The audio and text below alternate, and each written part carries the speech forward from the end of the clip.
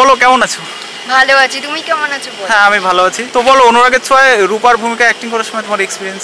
ওই এক্সপিরিয়েন্সটা তো মানে নো কম্প্যারিজন, কারণ ওটা আমার ফার্স্ট কাজ ছিল আর তাই অনেক ভালো ভালো মেমোরিজ আছে, so I will never forget.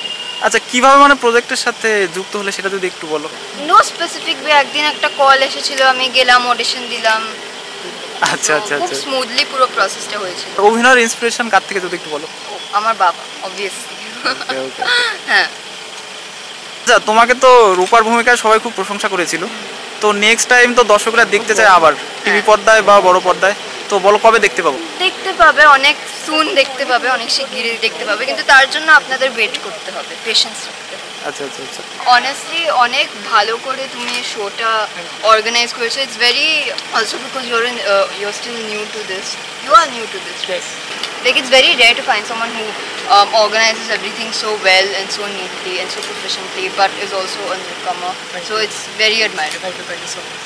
New ধরো কেউ অ্যাক্টিং এ আসতে চায়, এন্টার করতে চায় ইন্ডাস্ট্রিতে, তো তাদের আমি বলবো শুধু কনফিডেন্ট থাকো। তুমি যদি নিজেকে বিলিভ না করো তাহলে তোমাকে কেউ হেল্প করতে পারবে না। You just have to believe in yourself, confidence রাখো, believe that you can do it, and that's it.